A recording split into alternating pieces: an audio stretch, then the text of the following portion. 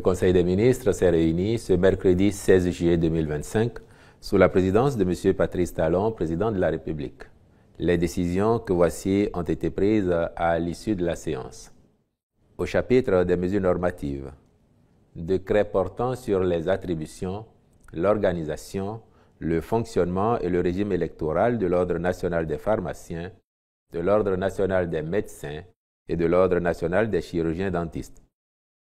Il s'agit d'une série de 6 tests qui visent à définir d'une part clairement les attributions de chaque ordre en conformité avec les évolutions du système de santé et les exigences d'une gouvernance performante.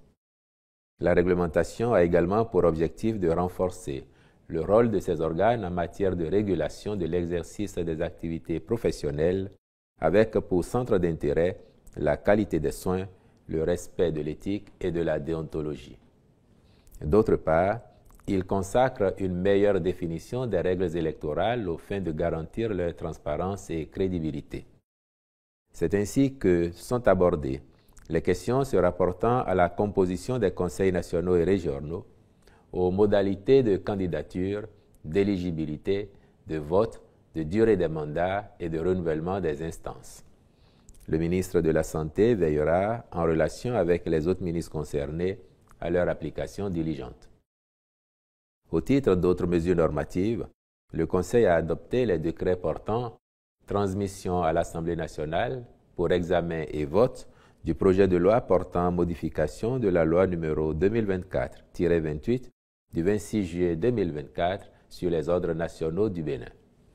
Nomination des commissaires aux comptes près le Centre national des produits biologiques à usage vétérinaire. Nomination de magistrats à la chancellerie et dans les juridictions, puis approbation des statuts modifiés de l'Agence de contrôle des installations électriques intérieures Contrelec. Au chapitre des communications, en point 1, recrutement par concours direct de 115 fonctionnaires des eaux, forêts et chasses. Ces personnels seront déployés après leur formation pour renforcer les capacités d'intervention de la corporation dans les missions à elle dévolues. Il s'agit notamment de celles relatives à la riposte sécuritaire. Les personnels sont répartis à raison de 95 gardes forestiers, 10 contrôleurs et 10 conservateurs des eaux, forêts et chasses. En point 2, adhésion du Bénin à l'initiative Global Network de l'Office des Nations Unies contre la drogue et le crime. Créé en 2021, ce cadre a pour principal objectif de faciliter la coopération transnationale dans les affaires de corruption et de permettre aux autorités de détecter, enquêter et poursuivre plus efficacement les infractions liées à la corruption transfrontalière. L'adhésion de notre pays à ce réseau, ouvert à toutes les autorités chargées de l'application de la loi anticorruption des États ayant souscrit à la Charte des Nations Unies et des États partis à la Convention des Nations Unies contre la corruption, offre également des possibilités de partage de connaissances entre pairs et d'accès à une plateforme sécurisée d'échange d'informations. Aussi, le Conseil y a-t-il marqué son accord et instruit les ministres concernés d'accomplir les diligences nécessaires à sa formalisation. En point 3, approbation de la politique nationale d'évaluation PNE 2025-2034 et sa stratégie nationale d'évaluation 2025-2029. La présente politique a l'avantage de corriger les insuffisances de la précédente et prend en compte les outils nouveaux de mobilisation et d'engagement pour la prise de décisions publiques. Assortie d'une stratégie sur la période 2025-2029, elle est arrimée à l'agenda international de développement à travers les objectifs de développement durable, ODD, l'agenda 2063 de l'Union africaine et la vision 2050 de la CEDEAO. Au plan national, elle s'appuie d'un côté sur les orientations nationales de développement, plan national de développement, programme d'action du gouvernement, agenda spatial, etc., liés à la bonne gouvernance. Elle tire, de l'autre, son ancrage des dispositions de la loi numéro 2024-09 du 20 février 2024 portant loi cadre sur la planification du développement et sur l'évaluation des politiques publiques en République du Bénin. Elle résulte d'une démarche participative et est portée qu'à l'horizon 2034, la culture évaluative au Bénin est ancrée dans les pratiques de gestion et les prises de décision fondées sur des résultats des évaluations à tous les niveaux. Pour ce faire, la dite politique est déclinée en orientation stratégique et en programme, puis fera l'objet d'évaluation par un mécanisme dédié. Aussi, le ministre du Développement et de la Coordination de l'action gouvernementale prendra-t-il les dispositions nécessaires pour l'appropriation, la dissémination, la mise en œuvre ainsi que le suivi-évaluation, aussi bien de la politique que de sa stratégie nationale d'évaluation.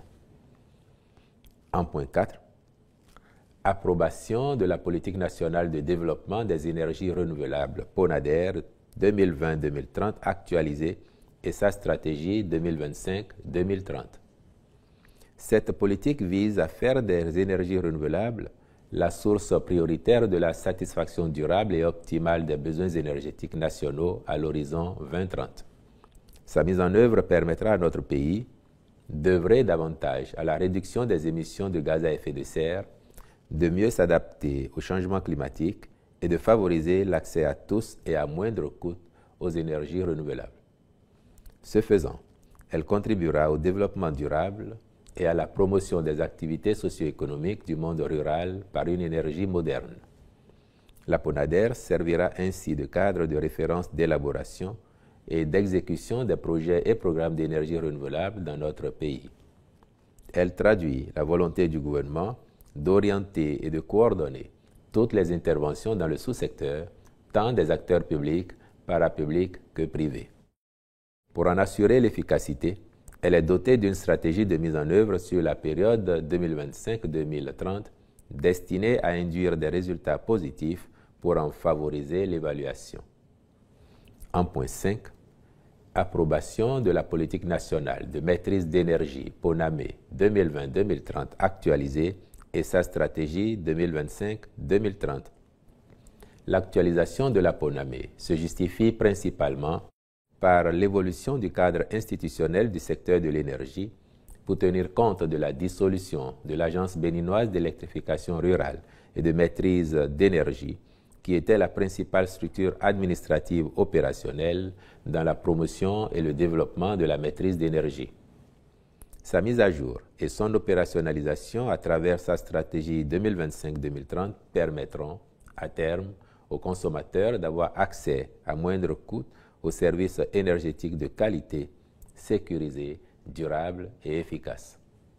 Elle postule en effet qu'à l'horizon 2030, la maîtrise d'énergie au Bénin garantit la réduction considérable de la consommation, de la dépendance et des dépenses énergétiques sans préjudice de la qualité des services énergétiques. À cet effet, elle vise à mettre en place les cadres de planification, d'orientation, de coordination et de suivi-évaluation. Il en découle des actions relatives à l'efficacité énergétique, aux économies d'énergie dans tous les secteurs, aux mécanismes d'intervention plus cohérents. S'inscrivent dans cette logique le renforcement des cadres institutionnels et juridiques existants, la création des mécanismes de financement en soutien au développement des actions de maîtrise d'énergie en général. Au chapitre des rencontres et manifestations internationales, il a été autorisé l'organisation à Cotonou, le 1er août 2025, du défilé militaire et paramilitaire dans le cadre de la célébration du 65e anniversaire de l'indépendance du Bénin, du tournoi national de pétanque, édition spéciale du 65e anniversaire de l'indépendance du Bénin, de l'Africa Agri-Forum du 19 au 21 novembre 2025, ainsi que de la première édition de Cotonou Comedy Festival du 4 au 8 décembre 2025. Au chapitre des mesures individuelles, enfin, les nominations ci-après ont été prononcées. Au ministère des Affaires étrangères, directeur général des Relations extérieures, M.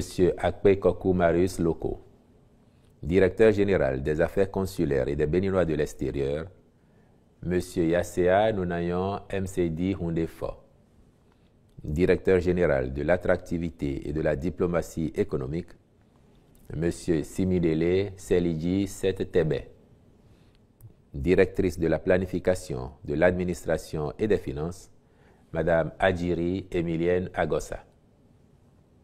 Au ministère de l'Enseignement supérieur et de la Recherche scientifique, Conseil technique à l'enseignement supérieur, la recherche et l'innovation, Monsieur Yakole Guy Atoun. Au ministère de l'Énergie, de l'Eau et des Mines, Directeur général de la Société béninoise d'énergie électrique, Monsieur Hippolyte Ebaïtier, je vous remercie.